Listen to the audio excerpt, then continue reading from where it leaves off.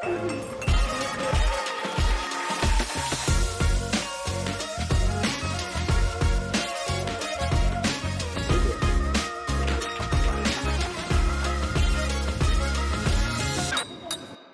hello. Thank you all for tuning in once more to another episode of The Tea with Pius and Solomon.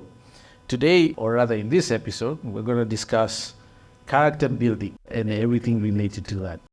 Building character and character building has such a negative connotation these days.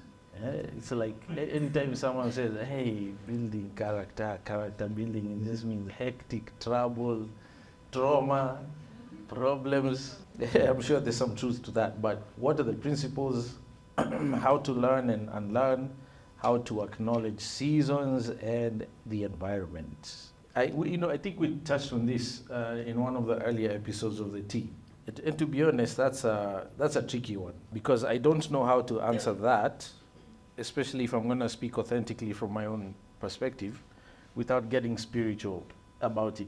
Some of it is intentional, based on your choices you make, who you choose to hang out with, what you read, what you're taught at home, what you see your parents do. Those you have a measure of control over, but it's very small. Everything else happens on autopilot. The only choice you have is, am I going to stay in this environment or not? And I also alluded to that before in the last episode. Putting yourself in the right spaces. You have to be intentional. You can't leave it to chance. And I am brutal about it, to the point of offending people. And I'm okay with that. Because in the end, I'm the one who reaps the fruit.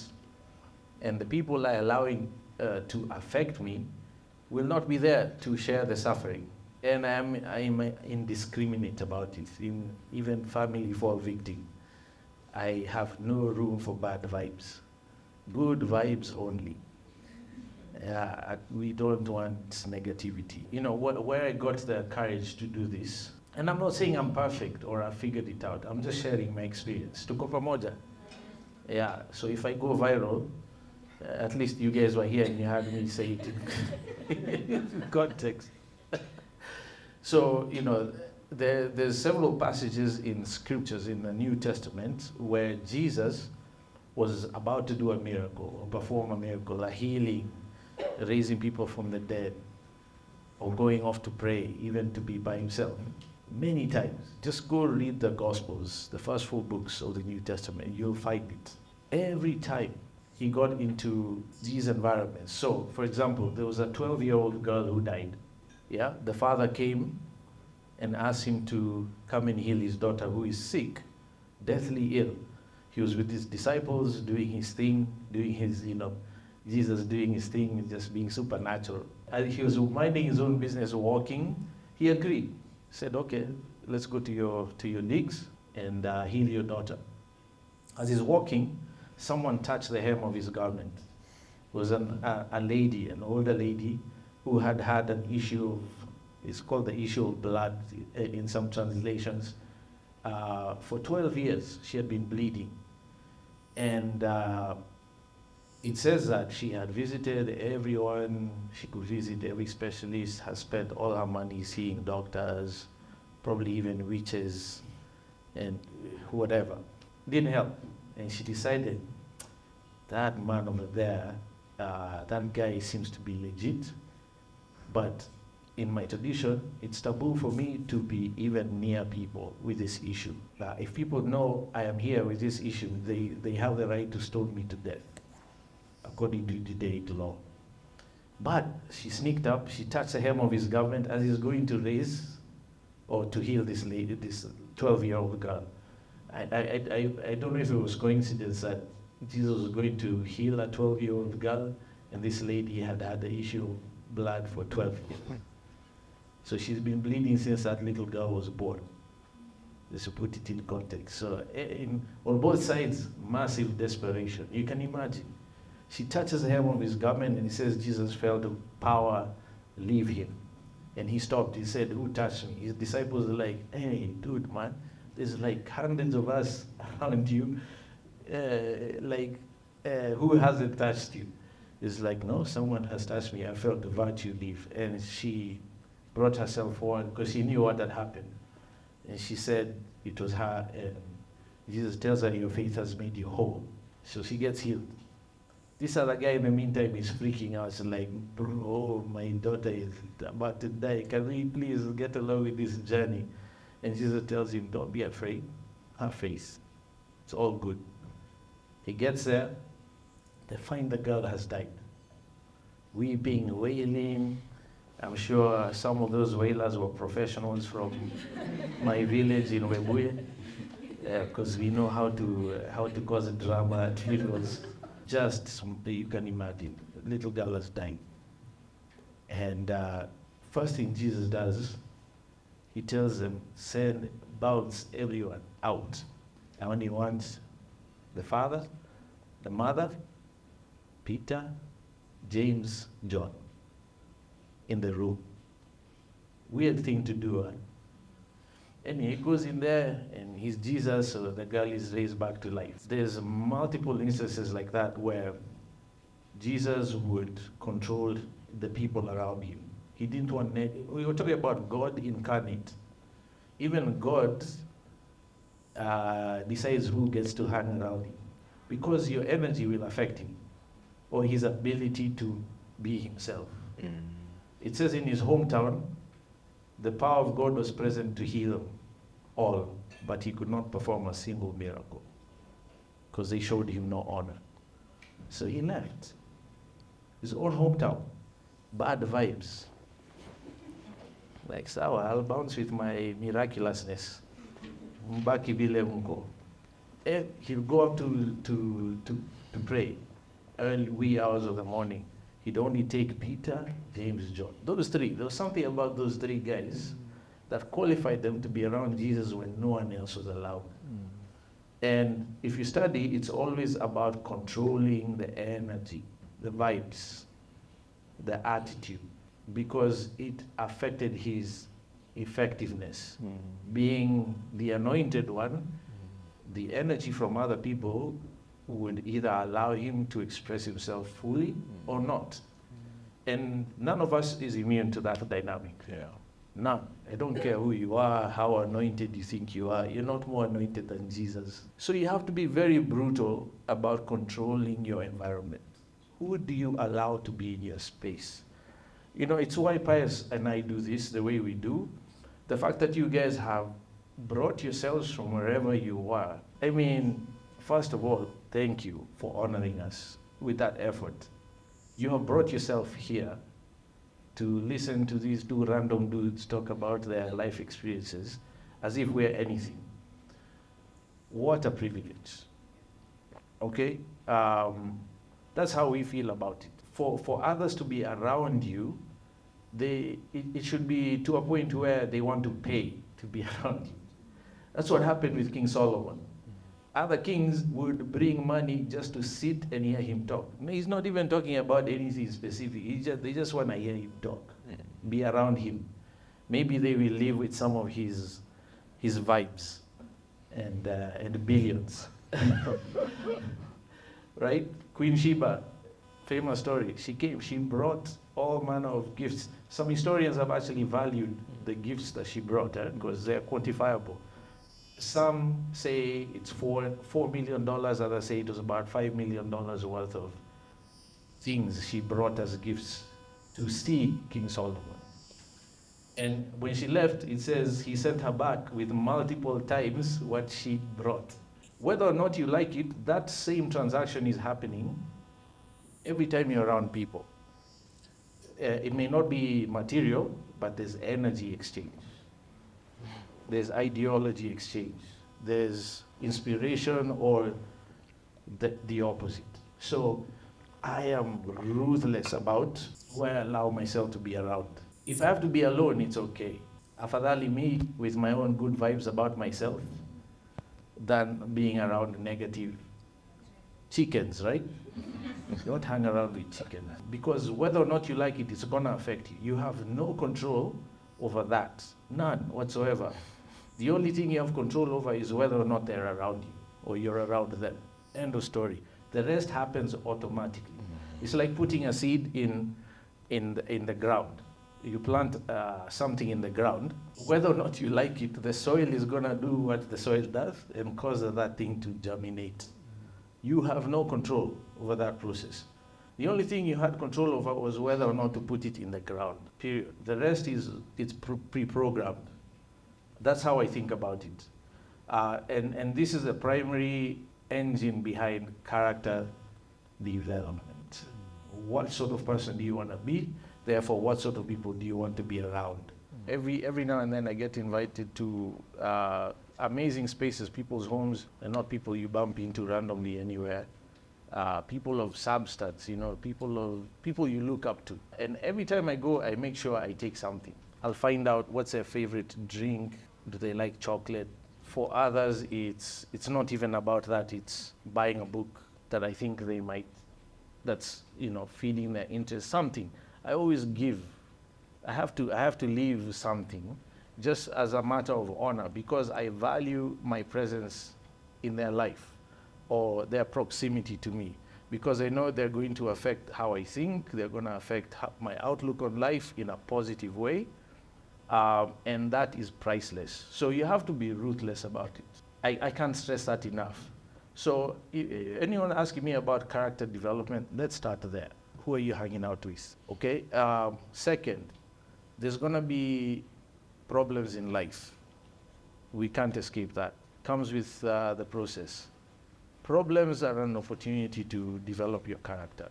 Someone curses me out in traffic, my first instinct is to run them down, beat the living daylights out of them. That's my human response, right? But if you're conscious enough about it, you'll use every one of those instances to develop your character. So I have no control over what someone does to me, but I have control over how I react. All those things, and it happens all day long, whether or not you're conscious to it. On your way here, one of the things I love about Kenyans, when I came back home from the US, I was walking around town. I went to a M-Pesa shop, and as I was standing there at the window, some random dude walked up and pressed against me at the window like we were together. I was like, excuse me, sir, can I... Naomba ngoje nihudumiwe kwanza, personal space, right? Like hatujuani, why are you at the window with me? Can you please stand? And he looked at me strange, like okay, sawa, pole. Or when you're walking in town, people will step on your shoes, bump into you, not say sorry. I don't know if you're like me, but that stuff grates at me. It's like, come on, man, basic decency.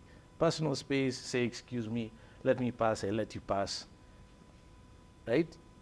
Basic behavior.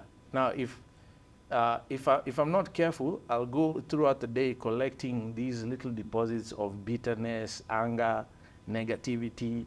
I get home, I'm just full of negative vibes. Then, worst thing is you take it out on the people you love the most. And you're not even conscious about it. So I am very deliberate about even controlling whether or not I am in town in the first place. Do I really need to go to town? Can I send the Uber guy or the Nduthi guy?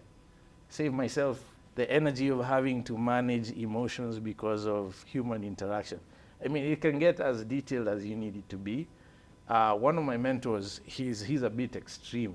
This guy carries a vial of his favorite fragrance. It's actually custom made for him.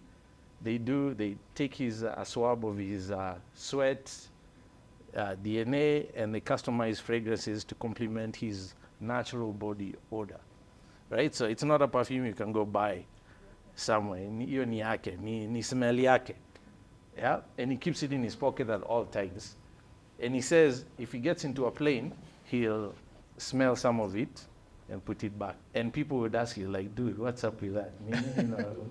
Vuta is like, yeah, I'm just maintaining my vibes, man. Someone didn't work out deodorant. They're sitting next to me, stinking up my air. Instead of being angry about it, I just fill my nostrils with the most pleasant smell ever, and I'm good. It sounds extreme, right? Yeah. But you have to be. Because whether or not you like it, it affects your journey throughout the day, your attitude towards others who had nothing to do with the bad smell you were subjected to. But you hammer them with a negative energy.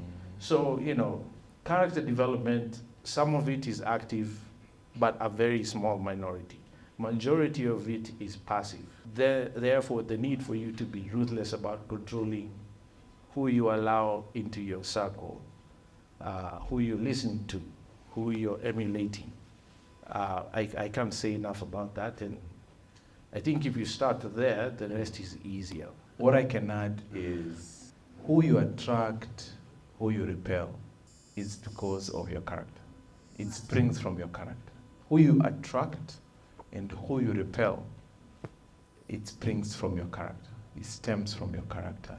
Solo has already said, if it was not for the alignment of our character, this thing we're doing here would be impossible. Because the things that we're discussing here are very deep from within ourselves. Without him saying his values are just projecting themselves. Without me saying my values are just coming out by themselves. So one of the things that you can tell we have in common is God is at the center of the things that we do. Character, I was saying to think, what is character, by the way? We are discussing something so difficult to define. But the best I can say is the intrinsic you. Who is the intrinsic you? Maybe 3 questions. Who is the intrinsic you? Meaning, who are you really? Who is the real you? And then, who do you say you are? And then, what do people say you are? Who do people say you are? Who do they experience? Who do they experience? Are they the same? And because there is always some divergence between who they think we are and who people say we are and who is the real we are. It's a constant refinement of our character. And there is no one person in this room who has perfected the character. I think that's something we'll do until God calls us home. It's a continuous journey. But your success or your failure you can always trace it back to your character. People with a materially flawed character tend to do really badly in life, in one dimension or the other. You get? And especially in the area of people. You can actually be a multi-billionaire, but you have a flawed character. People have to endure you. You're not the most pleasant person to be around. There are people who have almost nothing, but they have one of the most amazing characters. They are rich in themselves, because it's not material things that really define who we are. Am I saying something? Yes. So, for me, and when we are talking about character, and especially with the age group that I see around here, character is more important to me than the money that you'll ever make, than any other success you'll ever have. If you can just get it right with character, and in terms of direction, because you'll always be having some ups and downs. If you can get it right with character, I can assure you, you will be called to the presence of great men and women, because great character attracts. It's a good character sells itself. There is a Swahili saying, kibaya cha jiuza, kibaya cha jiuza, kibaya cha jitembeza. That proverb is anchored on character. So the question I pose to you, is your character attracting people or is your character repelling people? Because if you develop a character that is attracting people, that will open so many doors for you. People will want to be around you. That's what Solo keeps saying, energy. People will want to be around you. People, even when you have no skill, people will want to give you skill. The thing is, we can't develop your character in the business, in our offices, you know. But if you come with an amazing character, there is so much you can achieve with you, you know. So I just thought it's important that I mention that. Personally, if I may give a little story about myself, and I have said this many times, the most profound moment in my life was 2004, when I defined my success. And I defined my success on 7 pillars. One was spiritual health. The other one was, if I was to ever say I'm successful, I must have physical health. I must have mental health. I must have career success. I must have financial health. I must have relationships that are prospering. And number 7 was legacy. I must do something, I don't want to be remembered by my children and my wife, you know. I want to be remembered by many people that I impacted on. What will people remember me for? So those were the 7 things that I defined as the 7 dimensions of my success. And when I asked myself, what is the one thing of those 7 things that doesn't change? It was very clear it was the spiritual health. Everything else is shifty. But God is not shifty. And then that became the center. He said, now, no matter how much God blesses me, my relationship with God will never change. And also that meant the relationships, business relationships I enter into, they must also pass the test of God, isn't it? My family, who I marry, must be in the will of God, you know. So everything now started becoming, you must do everything around the will of God. And I can't emphasize how much that has shaped my character and continues to shape my character even today. There are many things that we encounter in business. It's so difficult to do business in this town, and succeed. But when that moment of making that judgment call comes and there's pressure on you, you reflect back on your framework of values and you say, thank you for the 1 billion, but I don't need it because it will take me backwards, not forward. So when you are alone, when nobody else is saying, who are you? Do you get that question? That person that you are when you're alone, when nobody else is saying, that's most likely the real you. And if you don't like that person, then you must start working that person